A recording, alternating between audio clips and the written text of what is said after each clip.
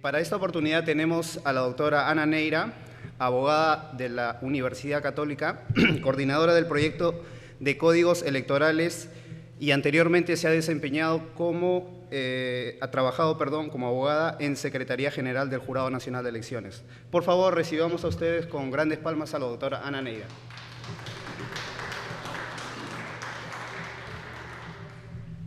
¿Cómo está? Muy buenas noches. Es un gusto cerrar con un tema un poco difícil, un poco polémico, un poco por un eufemismo, es bastante polémico y bastante complejo. Es un tema además que va a cobrar mucha relevancia en fechas posteriores a la revocatoria, a partir del 18. Este tal vez va a ser el tema que va a cobrar toda nuestra atención, ligado a la idea de tener ya los resultados finales del proceso. Recordemos el año 2010, cuando teníamos una elección, justamente una elección municipal en que participaba nuestra actual alcaldesa y tuvimos resultados muy cercanos. Las actas cobraron una importante relevancia y todos queríamos que se resolvieran pronto para saber los resultados, ¿no?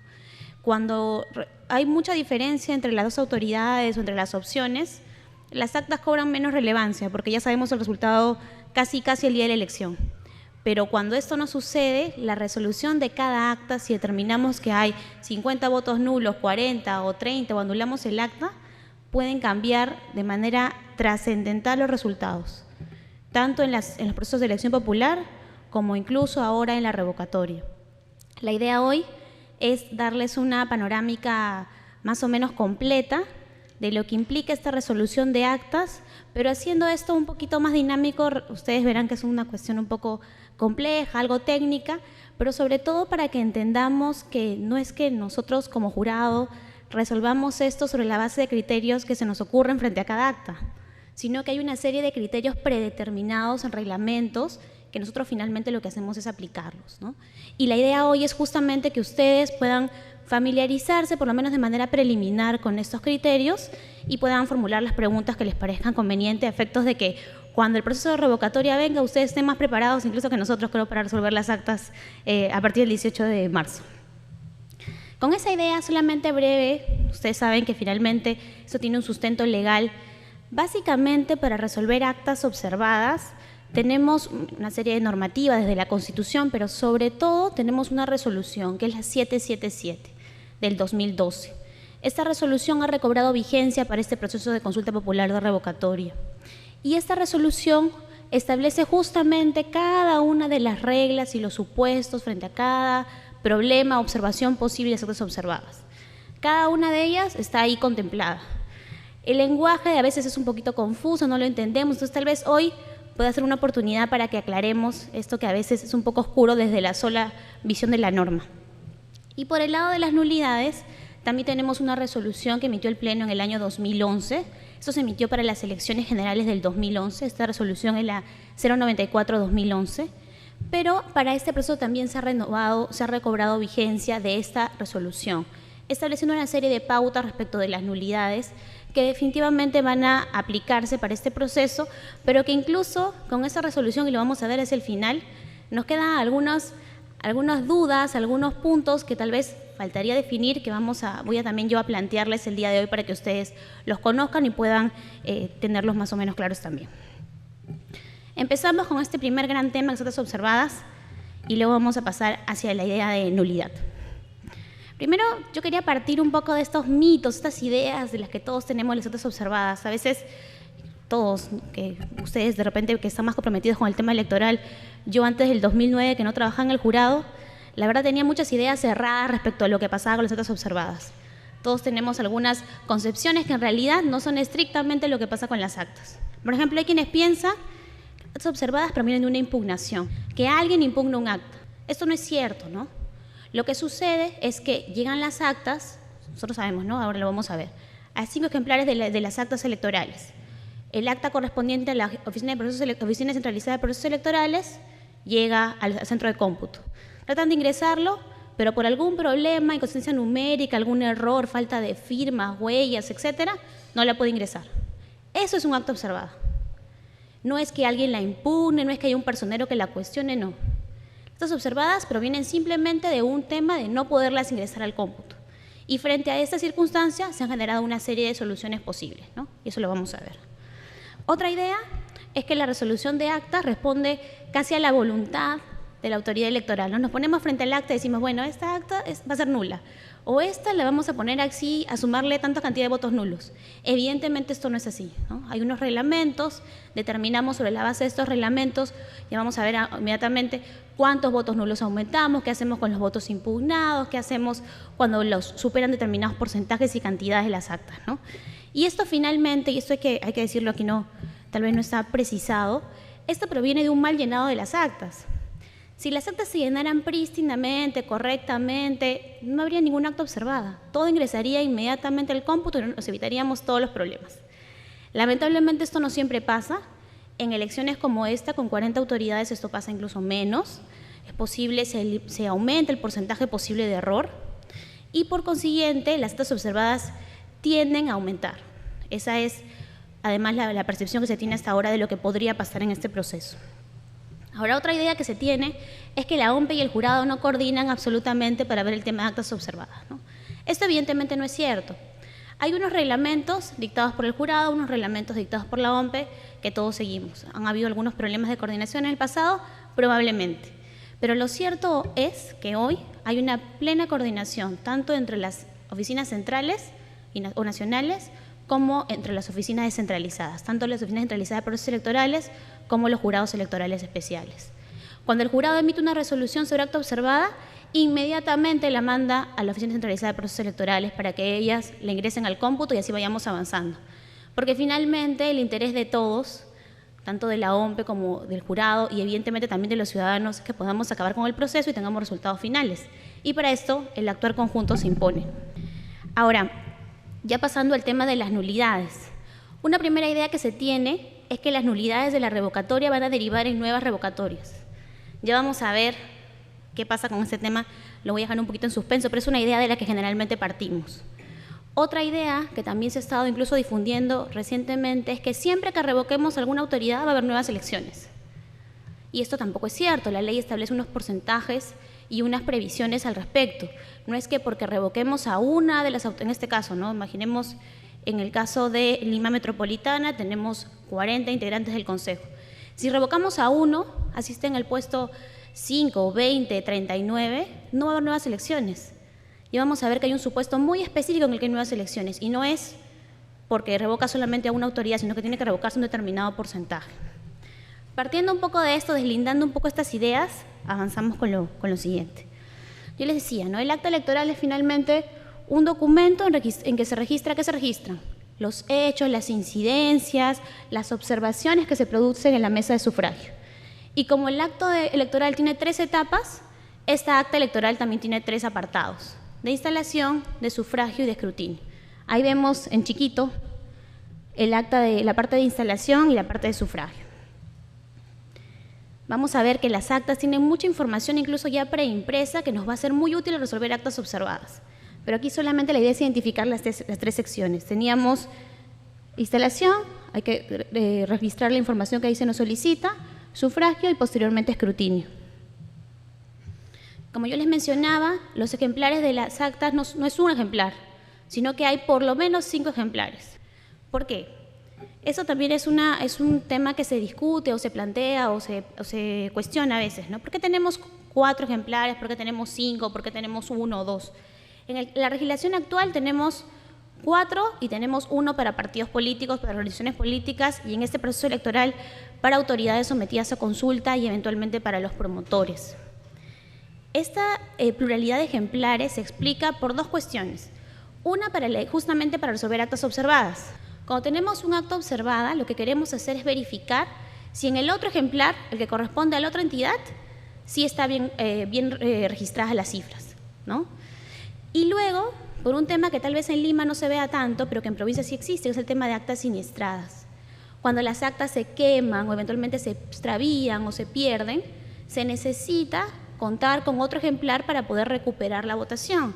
Porque recordemos que finalmente la finalidad de todo esto es respetar la voluntad popular, con lo cual lo que tenemos que tratar de hacer es anular la menor cantidad de votos posibles.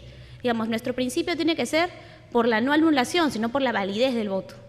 Claro, hay supuestos evidentemente en los que hay invalidez y se van a anular los votos, se van a anular las actas. pero esto debe ser nuestra última alternativa. Debe ser como la última ratio, como el derecho penal, ¿no? Nuestra primera alternativa tiene que ser la validez del voto. Entonces decía, tenemos 5 ejemplares. 1 para el Jurado Nacional de Elecciones, 1 para la Oficina Centralizada de Procesos Electorales, 1 para la OMPE, 1 para los jurados electorales especiales y 1 finalmente que reparte nuestras organizaciones políticas. Aquí la ley señala que supuestamente es uno solo de la cual obtienen copias, pero quienes han sido personeros o quienes conocen el proceso electoral saben que muchas veces los partidos solicitan incluso tener un ejemplar en ese momento, con lo cual tenemos mucho más de los 6 originales que la ley prevé. Está tratando de generar, ya esto les comento, está tratando de generar desde la reforma de la legislación electoral algún tipo de solución frente a este tema, porque claro, no queremos coartar el derecho de las organizaciones políticas a tener un ejemplar, pero también imaginemos un miembro de mesa que tiene que llenar 10 o 20 o 30 ejemplares de acta, por supuesto que se va a equivocar, por supuesto va a generar más problemas, ¿no? Entonces, se está planteando la posibilidad incluso de usar materiales tipo autocopiativos o eventualmente generar otro tipo de soluciones ingeniosas que puedan hacer que no tengamos que llenar, en este caso, no solamente 5, sino eventualmente 6 o 10 o 20 ejemplares para los partidos políticos. Pero actualmente tenemos estos. Ahora, los observados, entre comillas, son los que vienen en sobreplomo. La ODP recibe todos los ejemplares en el sobreplomo y procura ingresarlos al cómputo. Si todo está perfecto, bien calculado, no hay ningún problema, va a ingresar y no hay auto observada y todo acaba.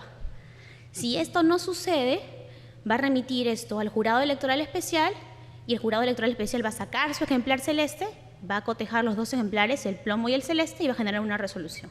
Y así vamos avanzando, por eso también se puede apelar ante el Pleno, que también saca su ejemplar verde y así, ¿no? Y la OMPE tiene su ejemplar rojo para hacer la otra verificación.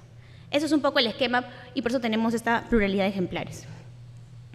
Ahora, yo les explicaba ya que el auto observada no tiene ninguna impugnación, sino simplemente es problemas al ingresar al cómputo. Pero ¿cuál es el objetivo cuando resolvemos un auto observada? ¿Qué pretendemos? ¿Qué buscamos? Básicamente lo que se busca es equiparar el número de personas que se dice que votaron al número de votos.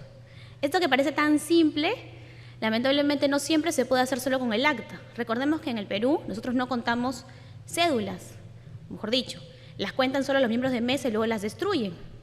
Y lo que luego hacemos para cotejar los resultados es solamente tomar en cuenta las actas. Entonces, la información que está en el acta es la que nos sirve para determinar cuántos votos tiene cada opción en consulta, cada autoridad en el caso de la revocatoria, o eventualmente cada partido cuando tenemos una elección, un cargo de elección popular.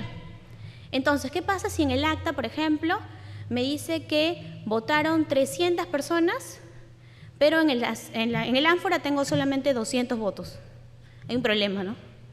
Evidentemente hay un problema. Y entonces, ¿cómo lo resuelve la ODP? La ODP no lo resuelve, digamos, de oficio, sino que remite al jurado electoral especial para que sean ellos que emitan una resolución y definan la situación.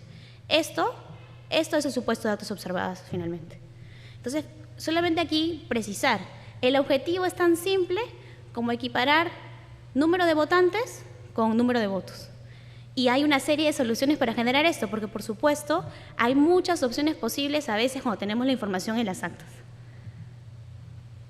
Ahora, hay una serie de supuestos posibles de observaciones de un acta. No es que solamente tenemos un supuesto posible, sino que hay varios. Brevemente vamos a ver un poquito cada uno de ellos. Una primera cuestión es el acta con voto impugnado. Ya vamos a ver cuáles son los supuestos del voto impugnado. Luego pueden haber ilegibilidades. Eso es tan simple como que el miembro de mesa puso un 5, pero que parecía un 6 y que en realidad era un 7. Y esto, cuando el digitador quiere ingresarlo al cómputo, no sabe si ingresarlo como 5, como 6 o como 7. Y entonces tiene que observar el acta, ¿no? Finalmente nos damos cuenta, y eso es algo que también es importante, que todo depende del miembro de mesa. Si el miembro de mesa llenó bien, todo pasa tranquilamente. Si el miembro de mesa llenó mal, con dudas, un poco de mal humor, estaba cansado, vienen los problemas, ¿no?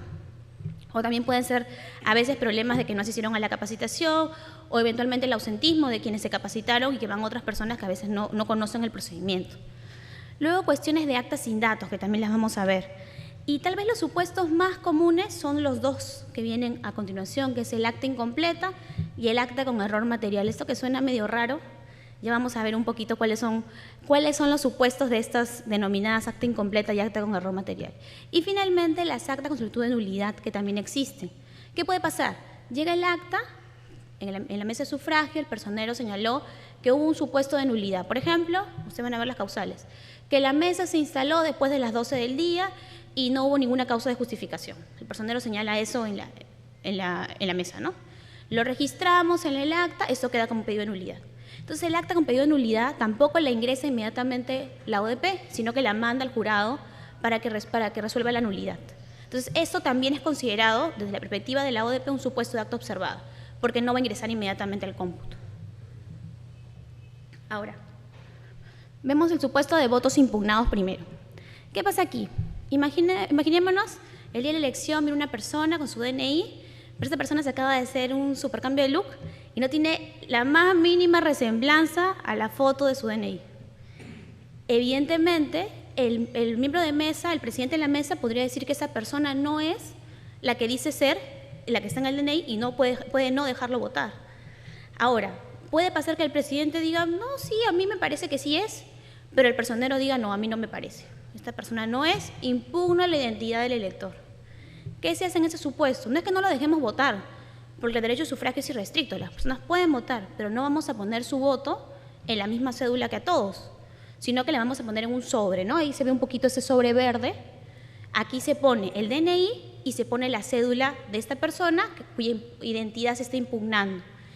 Posteriormente se va a hacer una audiencia pública, le va a convocar el jurado electoral especial y se va a resolver si esta persona es o no es quien dice ser. De no serlo, eventualmente se inician las acciones penales correspondientes, porque esto puede ser un supuesto de suplantación de identidad. Ahora, hay otro supuesto, que es la impugnación de la cédula. Aquí no es que nosotros cuestionemos que la persona que vino a votar eso no es quien dice ser, sino que cuestionamos el voto. Y vamos a ver ahorita cuáles son los supuestos. Esta es la cédula, no sé si ya la han visto, pero esta es la cédula que vamos a usar el 17 de marzo. Esta cédula, con 40 elecciones individuales, es la que va a enmarcar nuestra elección el día 17 de marzo y que va a hacer que votemos por una u otra opción en cada caso. Eventualmente se puede votar nulo, eventualmente se pueden dejar en blanco, pero esa es la cédula con los 40 casilleros, ¿no? Ahora, ¿qué puede pasar? En esta cédula que vimos pueden pasar muchas cosas, ¿no? Si votamos válidamente, simplemente elegimos una opción, sea por el sí o sea por el no, etcétera, pero ponemos la intersección de la cruz o del aspa al centro, o mejor dicho, dentro del recuadro. Si está dentro del recuadro, esto es válido. No hay ninguna duda. Así la cruz, como ven al final, sea una cruz extraña, que parezca otra cosa, no importa. El voto es válido siempre y cuando esté en la intersección dentro del recuadro. Pero ¿qué pasa si marco dos opciones? O si uso otra opción que no es realmente un aspa. O si marco la intersección fuera, entonces no queda claro qué he marcado. O si la cédula está rota en alguna parte. Ahí es inválido. Podría darse el caso de que el miembro de mesa no vea esa circunstancia y lo pase. Y el personero lo puede impugnar. Y cuando el personero lo impugne, eso es un supuesto de impugnación de cédula de votación. Los casos en los cuales haya votos impugnados, bien por la identidad o bien por la cédula, tampoco se ingresan directamente al cómputo de la ODP, sino que son mandados como votos impugnados al jurado electoral especial. Aquí hay más supuestos. Recordemos que el presidente de mesa de sufragio tiene que firmar cada cédula en el reverso. Si no la firma, el voto también es nulo, porque se presume que podría haber habido falsificación de la cédula de sufragio, ¿no? Porque la idea es que el presidente recibe todas las cédulas y firma todas en el reverso. Esa es una forma de garantizar que nadie quiera meter material electoral por fuera, ¿no? Y justamente esto pueda generar eventualmente cambios en el resultado. Y por supuesto hay la posibilidad de votar en blanco. Esto evidentemente subsiste y es simplemente no poner ninguna marca, ¿no? Ahora, ya les mencionaba el tema de la elegibilidad. Recordemos además que hay casilleros que tienen un color un poco más oscuro, con lo cual la elegibilidad es mucho más complicada. ¿Cómo podemos determinar si es un 5, un 6 o un 7, etcétera? ¿No? Hay números a veces no muy claros. Por eso siempre hacemos la invocación a quienes son miembros de mesa que llenen así con su letra caligrafía Palmer, para que podamos poder tener clarísimo cuál es el número que han querido poner y no tengamos ningún problema. Ahora, ya pasando a estos supuestos iniciales, tenemos dos conceptos que nos van a perseguir para la resolución de actas y que es importante tener en cuenta. Cuando nosotros veíamos el acta, al inicio, habían unas cantidades que pasaron un poco desapercibidas, pero que son muy importantes, y son estas dos. Una es el total de electores hábiles. En cada acta electoral, en la parte superior, figura esta cantidad impresa. Es una cantidad que ya la OMP ha impreso en el acta electoral. y viene una determinada cantidad que suele ser alrededor de 200 personas. Generalmente puede llegar a 250, en algunos casos 300, pero generalmente es hacia 200 personas. Es el total de electores hábiles. Esa cantidad es muy importante para resolver actas, ya vamos a ver por qué. Otra cantidad importante dentro de las actas es ya en el acta de sufragio.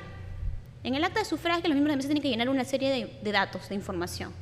Y cuando llenen esa serie de datos, esa serie de información, tienen que llenar un dato que es importantísimo, es el total de ciudadanos que votaron. En teoría, los miembros de mesa hacen esta verificación luego de que todos han votado, con el acta padrón, cuentan cuántos han votado, determinan, votaron 200 o votaron 150. Y esa cantidad la llenan en ese apartado del acta. Ese total de ciudadanos que votaron también es una cantidad muy importante, porque va a determinar cómo resolvemos también las actas observadas. Ya lo vamos a ver inmediatamente.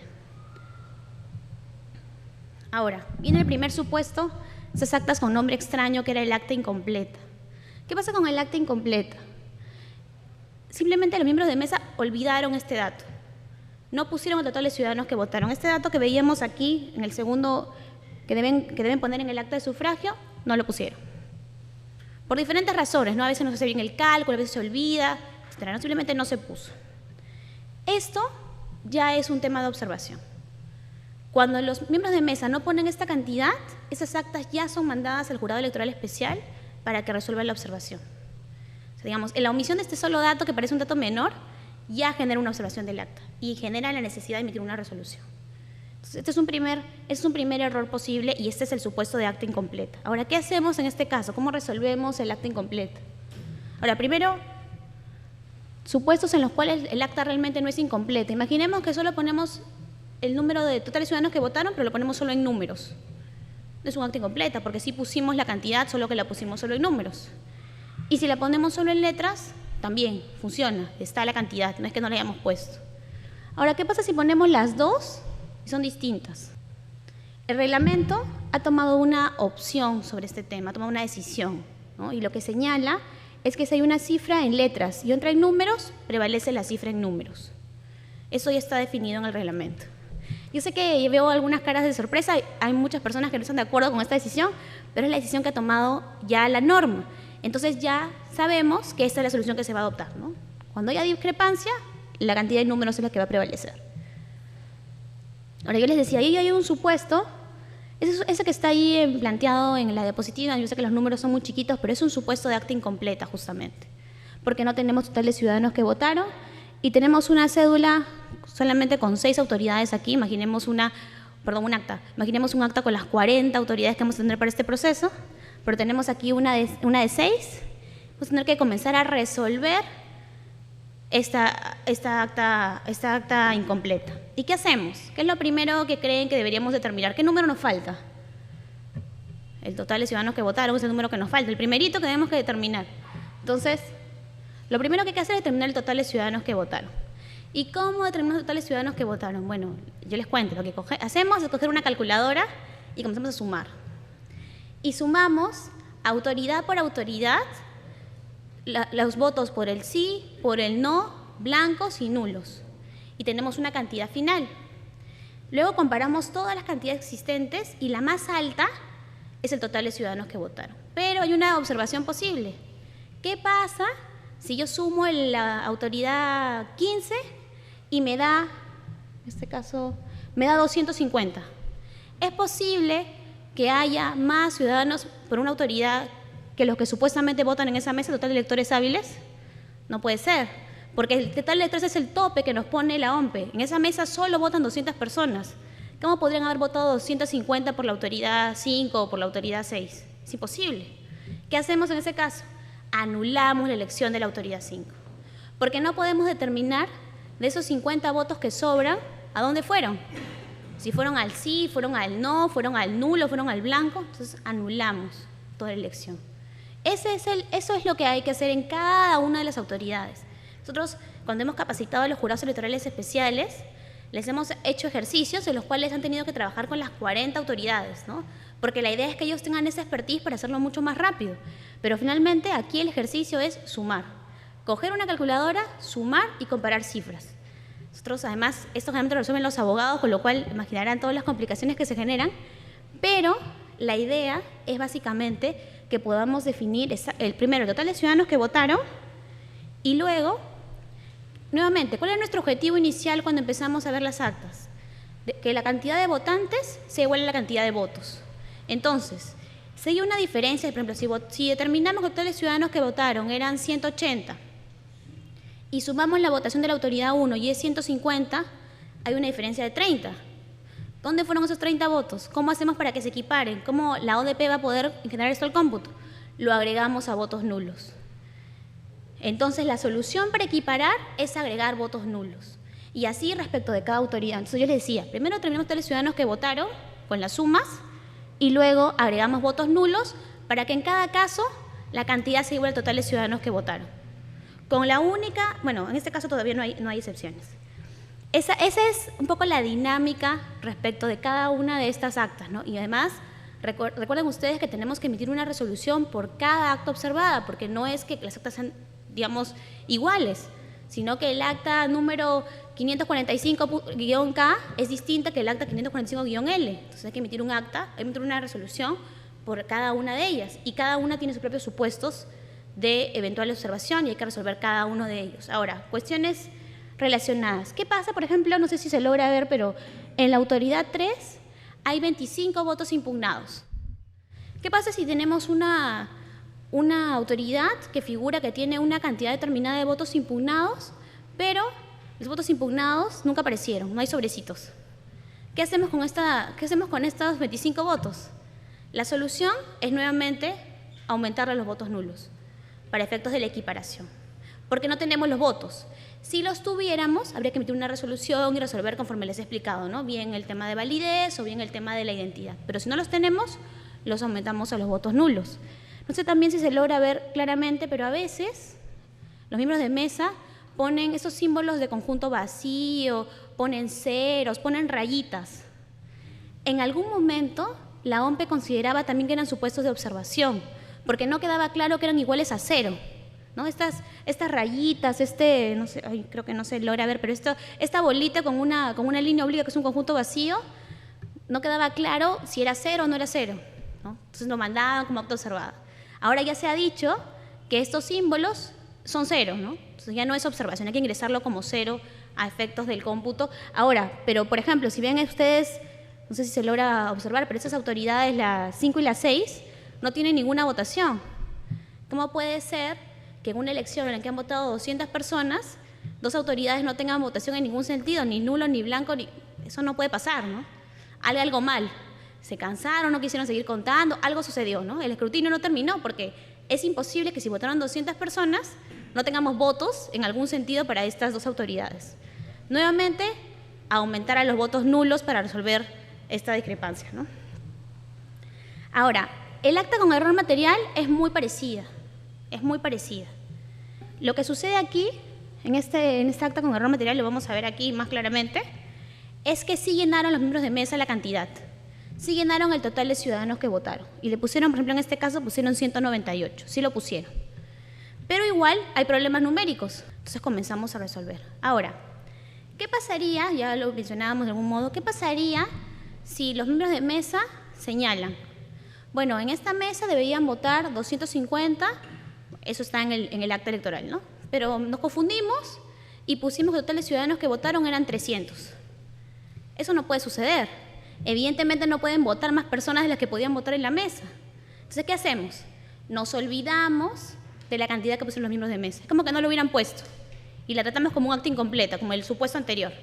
Nos olvidamos de 300 y lo resolvemos como acta incompleta. Entonces, el acta con error material tiene este inconveniente solamente. Tenemos ya el total de ciudadanos que votaron, pero igual tenemos problemas en la numeración. Y entonces, nuevamente, lo que tenemos que hacer aquí, les decía yo, ¿no? Ya hay total de ciudadanos que votaron, pero hay que verificar que no sea mayor que el total de electores hábiles, porque no podría ser. El total de electores hábiles es mi techo. Si supuestamente, según la OMPE, en esta mesa tienen que votar 200, no podrían por alguna fuerza de la naturaleza votar 300 o 400 o 500. Eso no puede suceder. Si el miembro de mesa lo ha puesto así, hay un problema.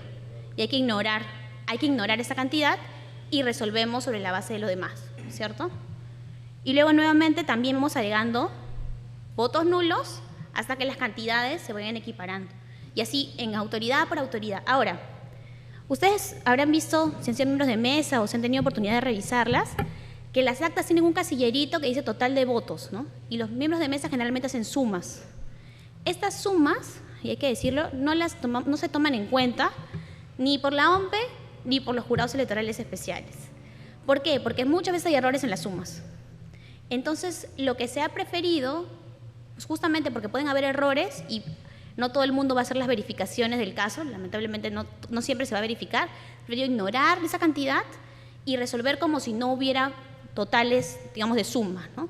Sino que se vuelven a hacer los cálculos, se vuelven a sumar cantidad por cantidad. Eso quiere decir que respecto de la autoridad 1, yo sumo el sí, el no, el voto impugnado, el voto nulo, todo, y determino mi cantidad. Independientemente de que el miembro de mesa haya puesto 200 votos, o 300, o 250, esa cantidad no la tomamos en cuenta. Y eso también se les explica a los jurados electorales especiales porque muchas veces hay problemas.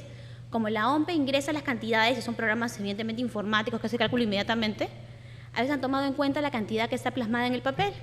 Y por supuesto, cuando la OMPE recibe, no cuadra la cantidad, y entonces devuelven para otra resolución.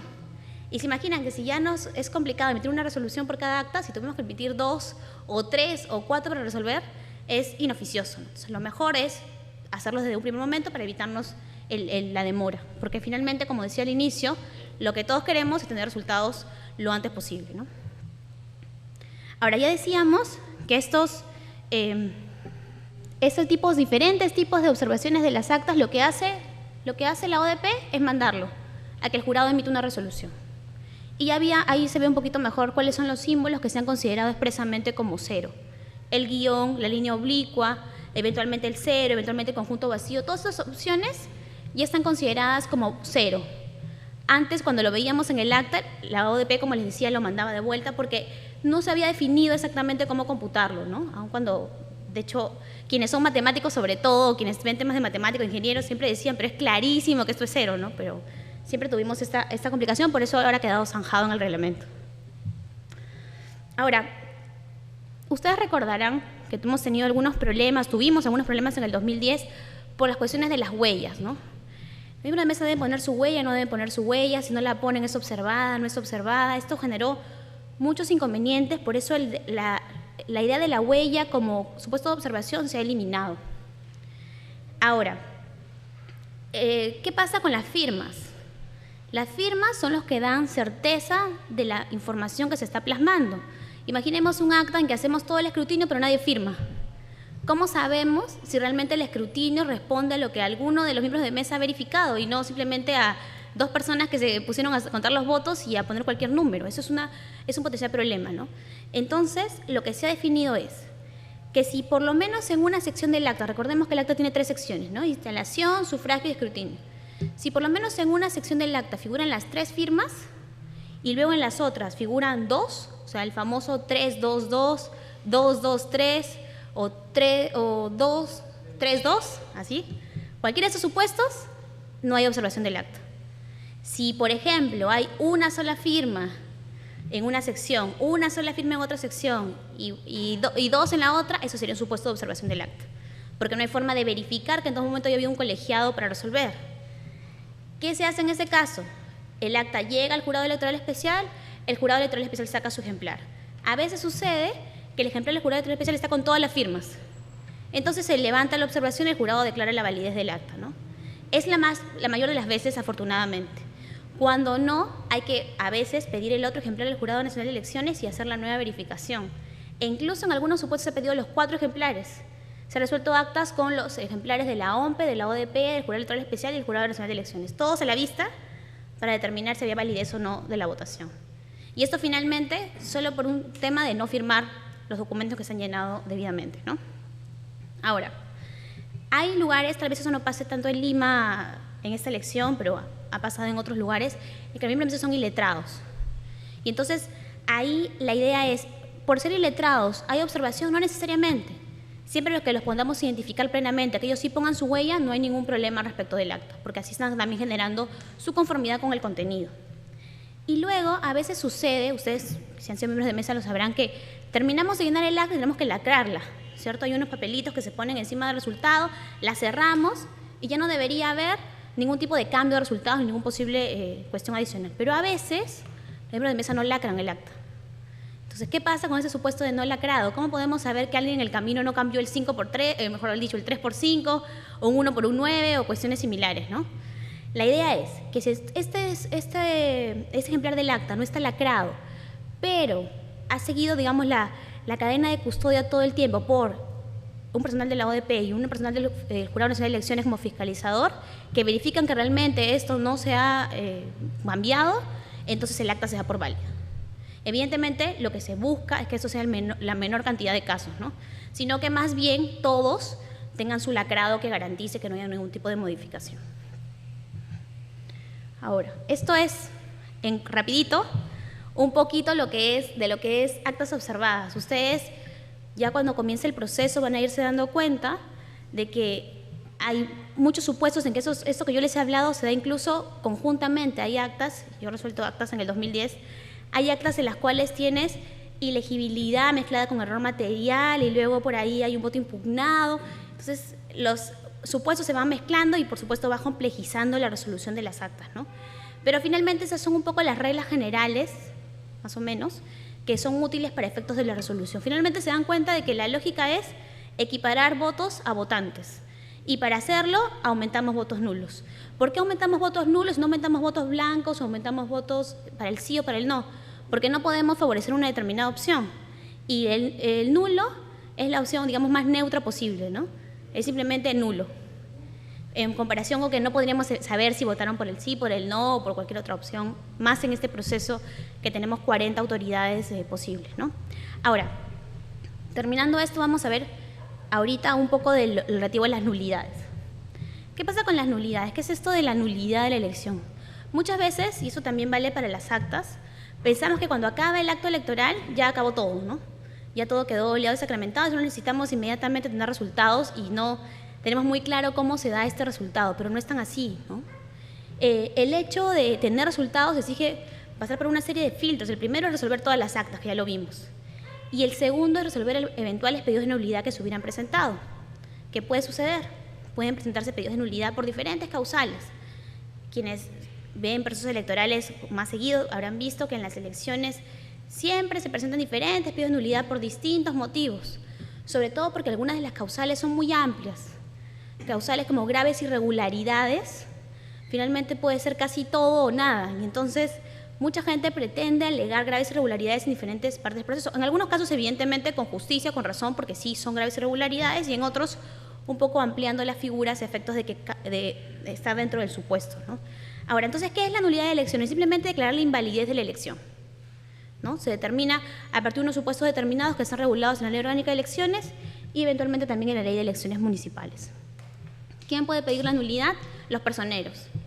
En ese proceso electoral, los personeros tanto de las autoridades en consulta, de las 40, estamos hablando ahora sobre todo de Lima, y acá una precisión, no olvidemos que también hay otras 2 elecciones en curso. Tenemos una elección en Pucusana respecto de 2 autoridades que se someten a la revocatoria y una en Ate respecto de una autoridad, ¿no? Generalmente hablamos de Lima porque, claro, todos estamos involucrados en la elección de Lima Metropolitana y no así todos en la de Pucusana y Ate, ¿no? Pero no hay que olvidar que también tenemos Pucusana y Ate, y en estos distritos tendremos 2 cédulas de sufragio y 2 actas que llenar, digamos, 2 actas que llenar por cada ejemplar, con lo cual van a llenar por lo menos 10 ejemplares, ¿no?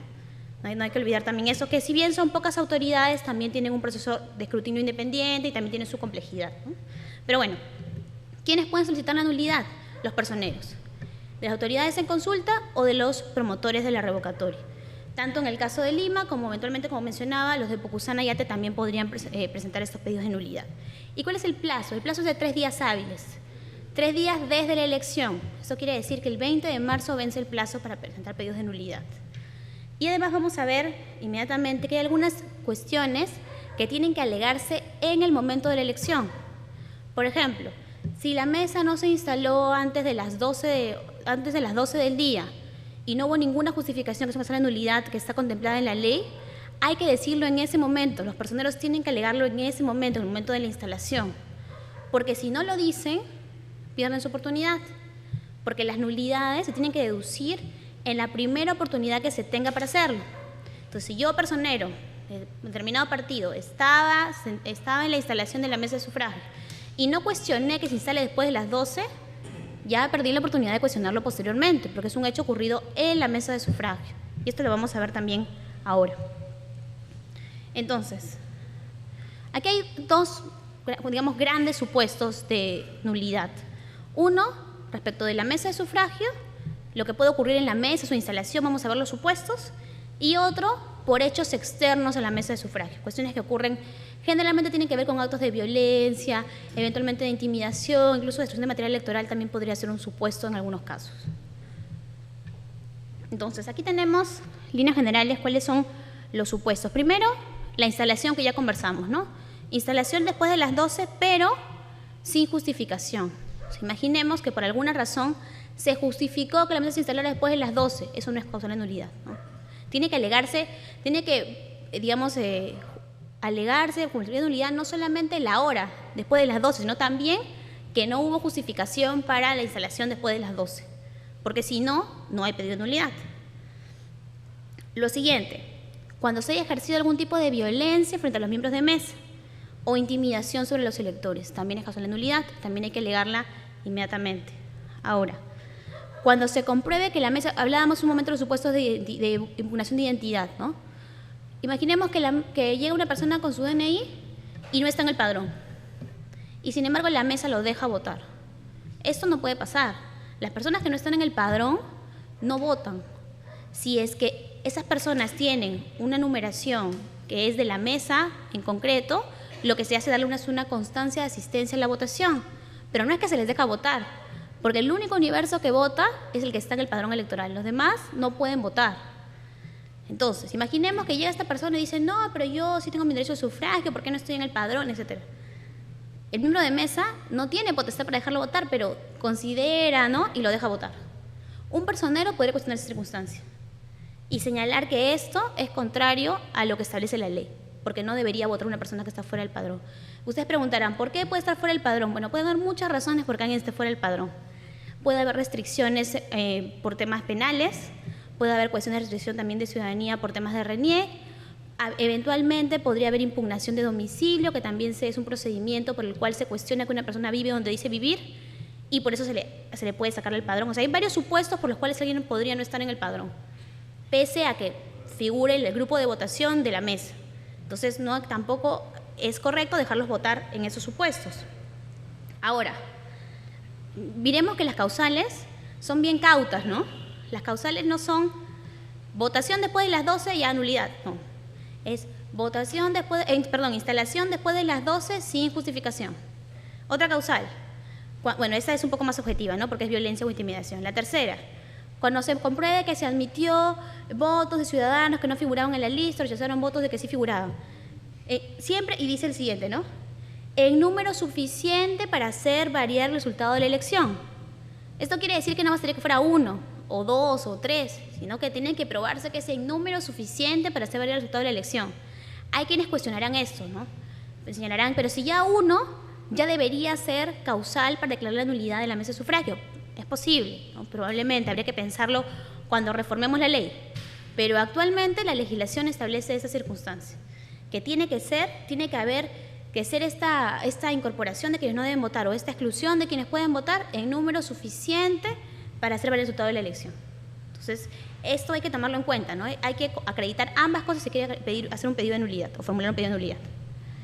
Ahora, como les decía, de acuerdo al momento en que esto se produzca, tiene que dejarse constancia en el acta, o bien en la instalación, o bien en el sufragio, o bien en el escrutinio. No puede posteriormente pretender alegarse en estos pedidos de nulidad de 3 días hábiles posteriores. Ante la mesa de sufragio, por el personero, se registran en la sesión de observaciones del acta electoral. No resuelve la mesa, sino que resuelve el jurado electoral especial cuando le deriven esta acta con pedido de nulidad. Y luego esas actas, como les decía, son remitidas por la ODP para que se resuelva esto, ¿no? Tienen un procedimiento que básicamente implica que yo recibo esta acta con la observación, espero el pago de tasas el día 20 de marzo, en este caso el 20 de marzo del 2013. Si no se paga, se rechaza el pedido. Si se paga, se resuelve concretamente lo que se haya formulado, ¿no? Y cuando se resuelva, se manda el acta a la ODP con la resolución que se haya emitido. Ahora, el otro supuesto es nulidad de la votación por hechos externos a la mesa de sufragio. Y aquí hay varias causales, ¿no? Se habla de fraude, cohecho, soborno, intimidación o violencia, pero inmediatamente se dice para inclinar la votación en favor de una lista de candidatos o determinado candidato. Si yo uso alguno de estos mecanismos para inclinar la votación, entonces estoy en ese supuesto de nulidad que puedo alegar. ¿Cuándo lo presento? 3 días naturales, 20 de marzo igualmente, es el último día. Incluso los jurados tienen una directiva que el 20 de marzo al cierre emiten ellos un acta dirigida al Jurado Nacional de Elecciones en la cual, no se preocupen, emiten un acta ante el Jurado Nacional de Elecciones en la que le dicen se presentaron 5 pedidos de nulidad o 6 o 4 o 3 y sanean el proceso. Lo que se presenta después del 20 no, digamos, se emite una resolución, pero se va a decir que es extemporáneo, porque el 20 vencen todos los plazos de pedidos de nulidad. Igual, el procedimiento tiene el jurado un plazo para resolver. ¿Y qué pasa en este caso de la violencia, de la intimidación? No resuelve solo con el acta, sino que nosotros, como saben, el jurado ejerce función fiscalizadora en el proceso electoral. La idea es que se pide el informe de fiscalización para que el fiscalizador diga si efectivamente hubieron en la zona actos de violencia, intimidación, soborno, fraude, cohecho, etcétera, ¿no? Esto sobre todo, bueno, en Lima va a ser bien centralizado, eventualmente en Pucusana y Ate. Imaginarán ustedes que en las elecciones, cuando son a nivel nacional, sobre todo en elecciones regionales, es mucho más complejo, ¿no? Y los pedidos de nulidades son de zonas muy alejadas y alegan actos de violencia. Entonces, nosotros, evidentemente, los funcionarios del jurado no es que estemos todos presentes en todas las elecciones, entonces necesitamos que el fiscalizador nos diga si efectivamente en este pueblo, ubicado en tal distrito, en tal departamento, en tal provincia, si hubo un acto de fraude, cohecho, soborno, etcétera. O nos diga, no, en realidad no hubo absolutamente nada que afecte a la elección, no hay problema, ¿no? Con este informe, el jurado electoral especial emite una resolución. Resolución, además, que puede ser apelada ante el pleno del jurado. Entonces, aquí un poco para resumir los supuestos. Tenemos problemas en la instalación de la mesa, fraude electoral y soborno, violencia hacia los electores, conflicto entre el padrón electoral y los votos. Es todo lo que hemos ido viendo. Pero hay un supuesto que es tal vez un supuesto complejo, porque es un supuesto que no queda muy claro, yo sé que hay que decirlo, no queda muy claro cómo se aplica la revocatoria. Es un supuesto que está regulado en la Constitución, en la Ley Orgánica de Elecciones y en la Ley de Elecciones Municipales. Y es la famosa nulidad por la suma de votos blancos y nulos. La Constitución dice que se declara la nulidad de las elecciones cuando los votos nulos o blancos, sumados o separadamente, superan los 2/3 de los votos emitidos en la elección. La Ley Orgánica de Elecciones dice que se declara la nulidad cuando esta suma supera los 2/3, pero de los votos válidos. Y la Ley de Elecciones Municipales también habla de votos emitidos. Entonces tenemos 3 normas, evidentemente la Constitución con mayor jerarquía, pero igual unas normas especiales de diferentes tipos, en que nos establecen diferentes universos para efectos de declarar la nulidad. Es una nulidad además de solamente verificar nulos y blancos. Ustedes veían que cuando resolvíamos actas observadas y habían problemas con los números, ¿qué hacíamos? Aumentábamos votos nulos. Entonces podríamos estar cada vez llegando más cerca al supuesto de los topes. Ahora, ¿por qué es importante esto? El universo de votos son los votos emitidos. Los votos emitidos pueden ser en blanco, pueden ser nulos, pueden ser por el sí, por el no. Pero solamente hay un pequeño universo chiquitito, que es el de votos válidos, que es el voto por el sí o el voto por el no. Entonces, si calculamos estos 2/3 respecto de votos válidos, tenemos un universo más chiquito, con lo cual tenemos menor cantidad a la cual hay que llegar para declarar la nulidad. Pero si calculamos respecto del universo grande de votos emitidos, tenemos una mayor cantidad a la cual llegar para declarar la nulidad. No es lo mismo calcular 2/3 respecto de 12 que 2/3 respecto de 24, ¿no? Y eso solamente por ponerlo en cifras pequeñitas. Entonces, si calculamos respecto de votos válidos, estamos más cerca de la figura de la nulidad. Y si declaramos respecto de votos emitidos, estamos un poquito más lejos. Por eso es relevante qué universo sea el que utilicemos a efectos del proceso. Ahora, ¿qué ha pasado en las elecciones regionales y municipales? En el 2010, de hecho el Pleno ha tenido muchos criterios o muchas decisiones sobre este tema, pero ya en el 2010 se emitió una resolución en la cual se señaló lo siguiente. En el caso de las elecciones municipales, se aplica la Constitución y la norma especial votos válidos. Y en el caso de elecciones regionales, pese a que por norma especial también podríamos aplicar, en este caso la Ley Orgánica de Elecciones, entonces decir que procede por votos válidos, vamos a respetar la Constitución y vamos a hacerlo por el universo de votos emitidos. Entonces el universo hoy, por lo menos en elecciones, es votos emitidos. Esto quiere decir mayor universo. Pero en la revocatoria eso no está tan claro, porque recordemos que la supletoriedad de las normas en la revocatoria están muy brevemente remitidas en la Ley de Derechos de Participación y Control, no se establecen claramente los supuestos, las normas, entonces hay dudas respecto a cuál sería el universo respecto del cual aplicaríamos esto.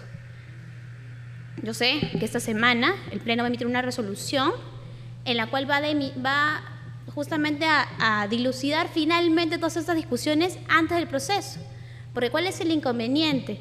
Que se pretenda hacer después y luego se considere que se perjudica o favorece una determinada opción en consulta, que evidentemente no es la idea, sino resolver sobre la base de criterios técnicos. Pero como ustedes ven, las normas nos dejan algunos vacíos y problemas en el momento de interpretación. Es una de las razones por las cuales, por ejemplo, el jurado está buscando reformar la legislación electoral a través de un proyecto de código electoral, ¿no? Ahora, ustedes esto ya lo han visto, creo antes, pero sabemos que para que proceda la revocatoria hay que asistir, ¿no? Tienen que asistir más del 50% de quienes están en el padrón. Si no asisten, no procede la revocatoria.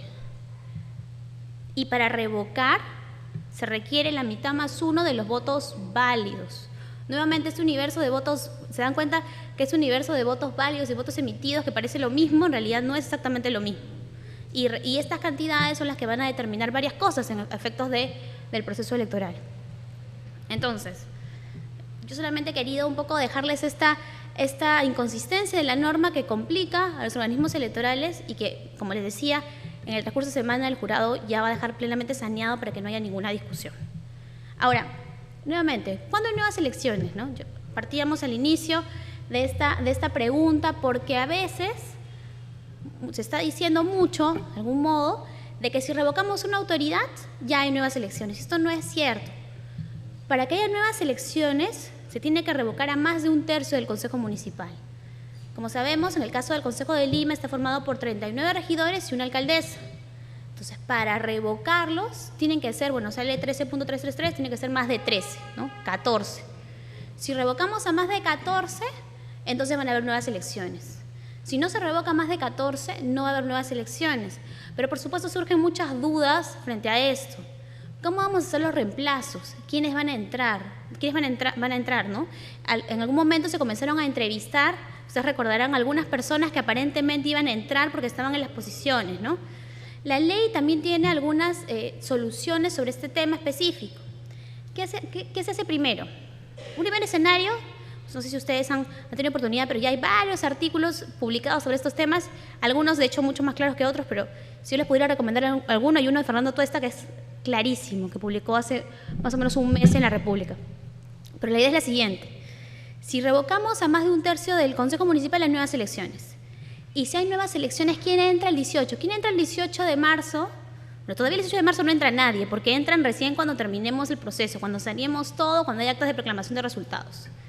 Cuando hay actas de proclamación de resultados, determinamos si va a haber nuevas elecciones o no va a haber nuevas elecciones. Si va a haber nuevas elecciones, ok, alguien tiene que entrar mientras tanto. ¿Quiénes entran? Primero van a entrar todos los del partido, en este caso del partido oficialista, ¿no? El partido Fuerza Social entraría primero y ocupan todas las posiciones hasta agotar sus 39 posiciones, porque ellos tienen ahorita 21 en el Consejo Municipal. Eso quiere decir que 18 podrían entrar, que son los estamos hablando de la lista inicial, ¿no? La lista del 2010, ¿no? La lista del 2010 Fuerza Social tiene 39 regidores. 21 están en el Consejo, 18 faltan ingresar. 18 entrarían en principio. Estamos hablando en el supuesto de que revocáramos a los 21, ¿no? Si se revocaran a menos, los que van quedando son los que van a ser digamos, alcalde o alcaldesa, ¿no? Ese es el problema a veces con la revocatoria, que finalmente no sabemos si llegar a revocar quiénes van a ser las autoridades finalmente elegidas, ¿no? Quiénes van a ser las personas que van a regir nuestros destinos después del 18 de marzo. Pero independientemente de esto, tenemos a accesitarios que van ingresando y luego tenemos las nuevas elecciones en que someteremos. Ahora, esa es otra pregunta. ¿A quiénes someteremos a nuevas elecciones? Sometemos a nuevas elecciones a todo el Consejo, a los 40, estamos hablando de un supuesto en el que hemos revocado a más de 14 regidores, ¿cierto? Hemos revocado a más de 14 regidores y la ley dice, si se revoca más de un tercio del Consejo Municipal, hay nuevas elecciones. La pregunta es, ¿estas nuevas elecciones son de todo el Consejo o solo respecto de los 13 o 14 revocados? Ahí hay mucha discusión, no es tan claro como decir todos, porque en el año 2009 el Pleno generó un criterio en el cual señalaba, bueno, antes, tal vez en orden primero, antes del año 2009 el criterio era lo que ustedes estaban mencionando, revocamos a todos, ¿no? La idea de la norma es que se sometan nuevas elecciones a todas las autoridades que se han sido sometidas a la revocatoria. Post 2009 la idea cambió. Se señaló que solamente se iba a someter a nuevas elecciones a aquellos que hubieran sido revocados.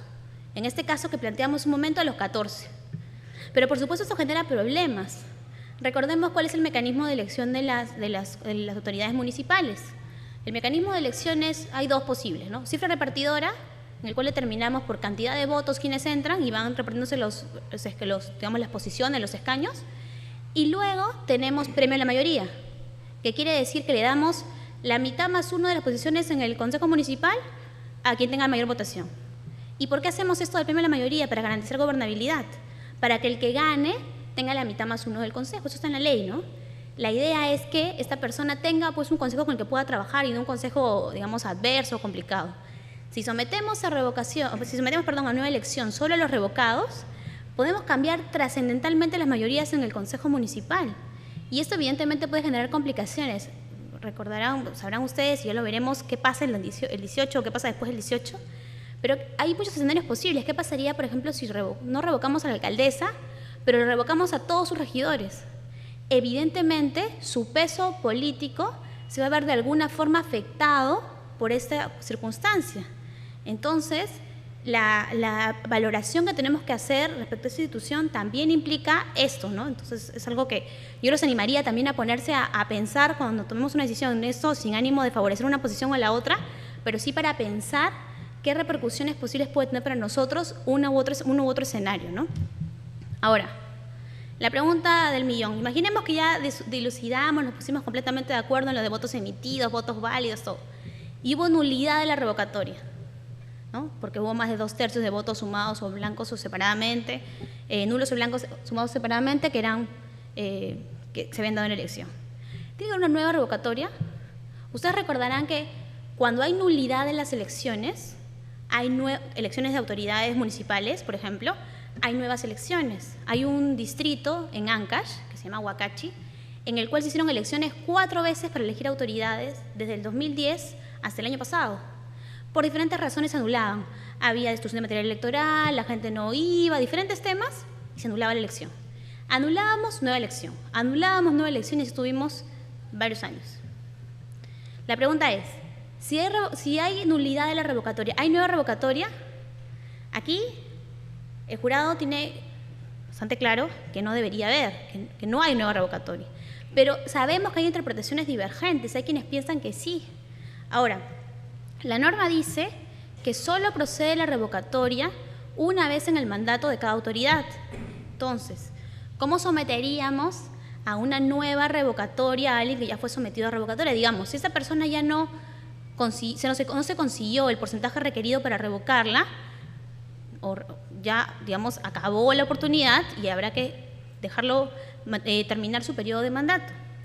Desde la otra interpretación se nos ha señalado, por ejemplo, que como la nulidad implica como que dejar sin efecto todo lo actuado, entonces es como que nunca hubiera habido revocatoria, ¿no? Esa es una interpretación que el jurado no comparte y que también se va de algún modo sanear en la resolución, pero vemos también de que esta duda o esta discusión jurídica se puede presentar sobre este tema, que aparentemente es muy claro, pero que también tiene varias cuestiones en discusión. Yo solamente, ese es un poco lo que he querido presentarles, a efectos de que ustedes conozcan el proceso, ven que hay temas que parecen un poco oscuros, pero que en realidad, si nos ponemos a pensar en principios generales, son relativamente simples. Y por supuesto, si alguno de ustedes es miembro de mesa, los invito, así con mucha estima y amor, que por favor llenen adecuadamente sus actas, a efectos de evitar la observación de las actas. Muchas gracias.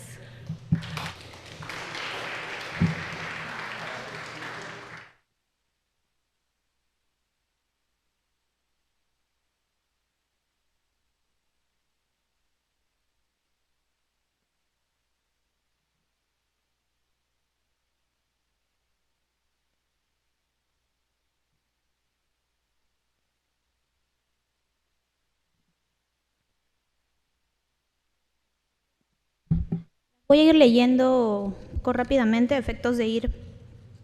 Por ejemplo, aquí hay una pregunta que dice, ¿impugnamos la cédula o el voto? Si impugnamos el voto, entonces ¿podemos impugnar 40 veces una cédula? Esta es una pregunta que no todo el mundo tiene claro, incluso por ahí me han dicho que algunas capacitaciones tampoco la tienen muy claro, no del jurado, por cierto. Pero la idea es que las actas electorales, o mejor dicho, la cédula de sufragio, tienen 40 elecciones individuales, una respecto del alcalde, una respecto del regidor 1, del regidor 2, regidor 3, y así sucesivamente hasta el 40. Eso quiere decir que yo podría marcar mi voto válido en la 1, la 2, la 3, la 4 y la 5, y luego dejar todo en blanco, o luego poner una raya y anular toda mi votación posterior. El determinar la validez de la marca es respecto de cada elección individual, no en total. Ahora, había algunas dudas al respecto. Por ejemplo, imagínense que alguien firme la cédula. ¿Esto qué anula? ¿Las 40 elecciones, digamos, las 40 elecciones individuales o solamente una elección? Yo personalmente pienso que anularía todo, porque como el voto es secreto, estamos identificándonos dentro de la cédula y entonces debería anularse toda la cédula. Luego la otra pregunta era, ¿y si alguien pone palabras, a veces saben que a veces las personas ponen diferentes tipos de insultos o cuestiones así? Imaginemos que la ponen, pero lo ponen en el casillero 5. ¿Esto anula solo el casillero 5 o anula toda la elección? Esto es discutible y los miembros de mesa probablemente resuelvan distinto, y yo supongo que también los personeros van a querer impugnar esa decisión. Pero en principio son 40 decisiones individuales, pero vemos que hay casos límite en los cuales hay un poquito de duda, por lo menos, respecto de si anulamos o no. Por supuesto que si alguien marca bien los 10 primeros casilleros y luego pues pone una marca, así una X total a los siguientes 30, en principio los 10 primeros deberían ser válidos. Pero, nuevamente, ahí nos vamos también a tener que ver el criterio de los miembros de mesa, que van a tomar una decisión al respecto. Y eventualmente los personeros que van a estar al tanto y van a hacer van a emitir sus impugnaciones al respecto, ¿no? Ahora dice, no me queda claro cuándo se declara nula la revocatoria. ¿Votos emitidos sobre el total de votantes? Claro, los votos emitidos es el cómputo de las cédulas, ¿no? Los votos emitidos, recuerda la cantidad de cédulas que tenemos, determinamos los votos emitidos. Ahora, hace un ratito conversábamos, tenemos votación individual de 40 autoridades. Los cómputos de las nulidades también son individuales, por lo menos las numéricas. Entonces, esta suma de los 2/3 de votos blancos o nulos sumados o separadamente a efectos de declarar la revocatoria, la nulidad, es respecto de cada autoridad, no como un todo. Porque recordemos que uno puede marcar válido el primer voto, válido el segundo, pero podría marcar nulo todos los casilleros posteriores. Y entonces, de acuerdo a eso, ir computando los votos nulos o blancos para la revocatoria. Entonces, el tema es que se hace el cómputo respecto del voto emitido, pero respecto de cada una de las autoridades de las 40 para los temas numéricos, ¿no? Ahora dice, ¿qué pasaría si de la cédula está marcada la opción para algunas autoridades y para otras están escritas unas frases? Bueno, ya lo vimos. ¿Hay alguna resolución al respecto? La OMPE ha dicho en la TV que si está tarjada toda la cédula se anula. Evidentemente, no está tarjada toda la cédula, se anula. La duda es qué pasa si afectamos solo algunos casilleros y no otros, ¿no? En principio, como son elecciones individuales, yo personalmente creo que deberíamos mantener la validez de las elecciones que se puedan mantener su validez. Es decir, si marqué bien del 1 al 20, pero luego hice alguna marca a partir del 21, el Rule 20 debería valer como válido, debería considerarse como válido, ¿no? Pero esto, evidentemente, no hay una resolución porque es un tema casi casuístico, que se va a resolver casi cuando tengamos la cédula en mano. Evidentemente, lo que quisiéramos todos es que o dejemos en blanco o anulemos claramente para efectos de no tener dudas, ¿no? O si no, marquemos sí o no, digamos, opciones, sí o no, pero claramente definir qué es lo que se quiera marcar, ¿no? ¿Cómo se traduce cuando preguntas con cuántos votos es revocada una autoridad municipal? Claro, la idea es que cuando tengamos los resultados, los actos de proclamación de resultados, vamos a determinar que una autoridad determinada tuvo determinados cantidad de votos por el sí y otra por el no. Cuando verifiquemos que la cantidad de votos por el sí es el 50% más 1, la revocatoria se declara. Esto quiere decir que la autoridad sale. Si no es así, la autoridad permanece. Esto es lo que implica el hecho de saber que para que se declare la revocatoria tiene que haber el 50% más 1 de los votos válidos. Ahí solo computamos sí y no. Dice, ¿cuáles son las justificaciones válidas para pedir nulidad en una mesa que no se instaló hasta después del mediodía? Ejemplos. Bueno, a veces hay problemas con el traslado del material electoral que no son muy recurrentes, pero pueden suceder. A veces también hay cuestiones por las cuales el propio local de votación no ha sido abierto o han habido problemas de seguridad. Probablemente eso no pasa necesariamente en Lima, pero a veces en provincia sucede de que por temas de seguridad un local de votación no es abierto o una mesa no es instalada, ¿no? Estas justificaciones sin duda harían que una mesa instalada después de las 12 pueda recibir los votos. También recordemos que pueden haber temas incluso de desastres naturales, incluso de temas de clima, que puedan impedir el acceso de los miembros de mesa para instalar la mesa. Tal vez nuevamente en Lima no pueda ser tan evidente, pero imaginemos zonas muy alejadas o incluso zonas de Lima, pero digamos del departamento de Lima, pero poblaciones más rurales, ¿no? También esas circunstancias pueden ocurrir y esto podría justificar una instalación en hora posterior al mediodía. Dice, si en el acta electoral observada faltan votos, excede la cantidad de electores. No me queda muy claro a qué se refieren, pero la idea es que, entiendo más o menos, que si, por ejemplo, decimos que el total de electores hábiles es de 200 y por alguna razón la mesa de sufragio señaló que votaron en esa mesa 300, eso excede la cantidad de electores, ¿no? Entonces, ¿qué hacemos? Simplemente nos olvidamos de la cantidad que puso la mesa de sufragio, es como que no existiera. Y resolvemos sobre la base de como si fuera un acta incompleta. Determinamos totales ciudadanos que votaron, hacemos las sumas que ya ustedes más o menos conocen y sumamos los votos nulos a cada autoridad para equiparar, finalmente el objetivo es equiparar número de votantes a número de votos. Dice, si revocan a la alcaldesa, ¿cuánto tiempo la reemplaza el que sigue? ¿Habrá nuevas elecciones? Bueno, habrá nuevas elecciones si es que se revoca más de un tercio del Consejo Municipal. Y ¿cuánto tiempo permanece el que sigue? Dependerá de los escenarios. Si no hay nuevas elecciones, esta persona se va a quedar todo el periodo de mandato de la alcaldesa, ¿no? Hasta que concluya. Si es que hay nuevas elecciones, dependerá cuándo se convoquen las nuevas elecciones, cuya fecha todavía no está fijada. Cuando se convoquen, hasta ahí llegaría el mandato de esta autoridad accesitaria, ¿no? No sé si he contestado. Creo que ahora sí he contestado todas sus preguntas. Muchas gracias.